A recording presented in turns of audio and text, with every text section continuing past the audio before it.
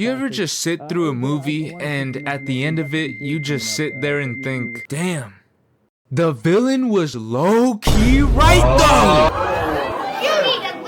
If you clicked on this video, then chances are you have. Today, I wanted to go over some villains that were low-key right. And Syndrome is one of them. Syndrome had some crazy jealousy issues, crazy ex-girlfriend type vibes, but you gotta listen real closely to this freak to actually understand him. If Syndrome was a dude who woke up, went to work, boom, and slept like the rest of us, he'd literally be considered your average Joe with some normal ideals.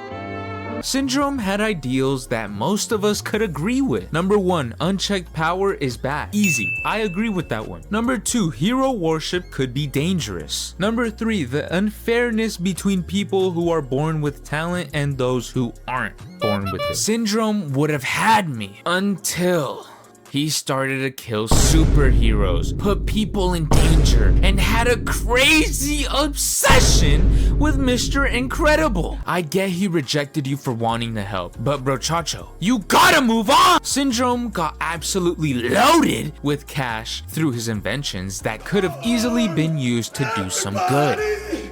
Come take my hand, this one will take the gas. Mr. Incredible should have let that little bum blow himself up. Mr. Incredible was low-key taking back-to-back L's this movie, I can't lie. First, he saves a dude who tried game-ending himself. I don't know. And he gets sued by that same guy for it. After that, he has to deal with Incrediboy 15 years later, and the same kid he rejected wants to kill him on some petty shit. It's a rough life out there, I can't lie. Been through some shit exactly like this back in my day. Yeah, that's right. I had a rough life. Until Polybuzz showed up at my front door. Polybuzz is an AI bot chatting experience where you can make whatever stories and narratives you want. You can go on a classic adventure with the Demon Slayer Hashiras to Walmart. Or you could get into fiery arguments with your least favorite dictators. Anyone can do themselves on Polybuzz AI.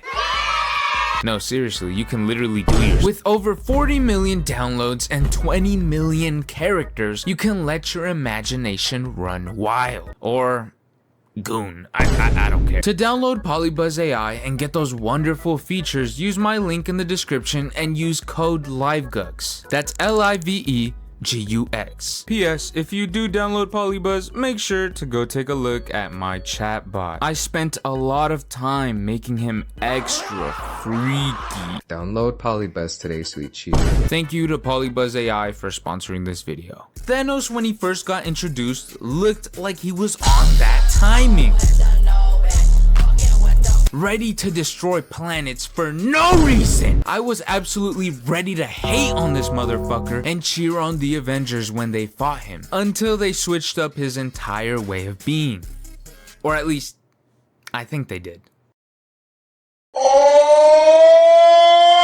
Before, he looked like he was ready to do some devious shit. Then they made him into this philosophical ass dude who was gonna eradicate half of all living organisms for the good of the universe. And at first I was low-key hating on his ass, hoping Thor would chop this dude's nuts off. Until this motherfucker started spitting about the overpopulation of the universe and how the universe has limited resources. Oil is limited. Water is limited. That shitty ass food you're eating is limited. Thanos was right, but once again, these villains go about it in the worst way possible. Wiping out half the universe definitely killed people in the process. Like, imagine your pilot just disappears and your plane nosedives into the fucking ocean, or even worse, a school, orphanage, or any place with people still in the vicinity.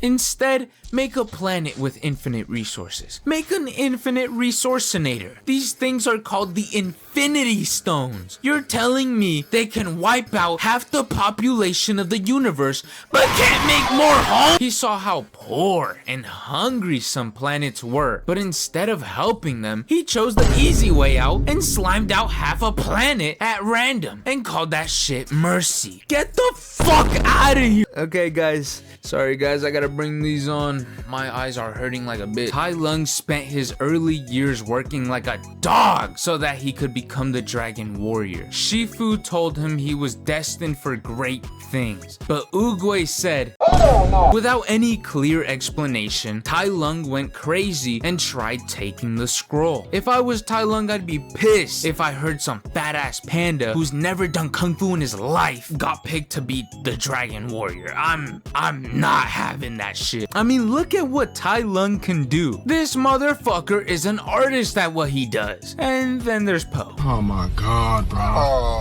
So I don't think he's wrong to feel cheated there. Even Tigress was pressed about it. Tai Lung worked his ass off for a false promise. It's like when your dad promised you ice cream after school the next day, but when the day came, he said he never promised you shit. But then again, there are definitely arguments as to why Tai Lung is wrong. Shifu never said he'd be the Dragon Warrior. He just said he'd be destined for greatness, which Tai Lung misinterpreted.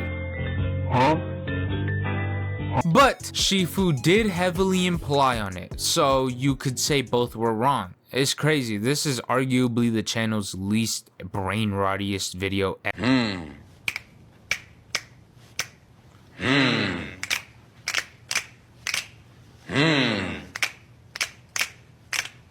Oh my god, that shit made me fucking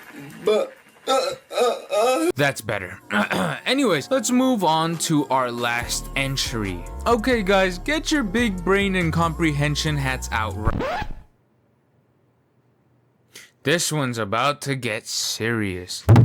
Killmonger was such a great villain because the hero Black Panther had no outright answer to Killmonger's ideals. Killmonger wanted to expose the moral hypocrisy of Wakanda. He saw how rich, technologically advanced, and how much influence they had. Killmonger was the son of N'Jabu, the Prince of Wakanda. He was sent on a secret mission, but what he found was a world where black people struggled. But N'Jabu thought that with vibranium, Wakanda could help those people by giving them weapons so that Wakanda could rule countries.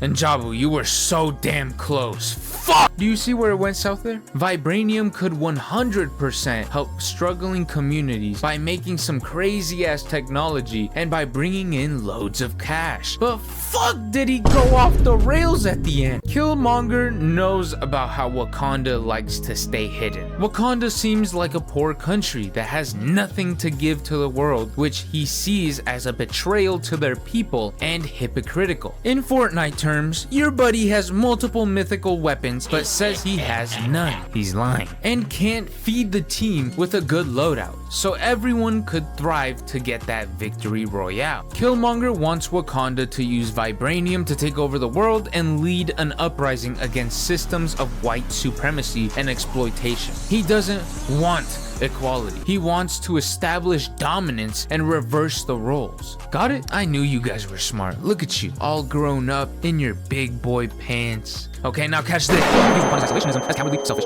which he's right about. Wakanda could help billions of black. Killmonger doesn't want slow change. Anyways, T'Challa opens up Wakanda to the world, and in a way, Killmonger won. But again, let me state this one more time. The way he went about it was so fucking wrong. If you enjoyed, make sure to subscribe, like, and hit that little ringy dingy bell right there. We're trying to hit 75,000 subscribers, so if you made it all the way through this video, please just tap it lightly. Just kiss it. Give it a kiss. Give it a I go by Live1Gux on Instagram, so if you're interested, go hit a follow over there too. But after you subscribe, if you're not subscribed, subscribe! Fucking subscribe! And the last thing I want to mention is my face. Yeah, I know, different type of video. I know. But guess what? It's staying. I don't give a fuck. But yeah, get used to it. This handsome face isn't going nowhere. This face isn't going nowhere. Anyways, that's me. That's LiveGux. And yeah. Bye.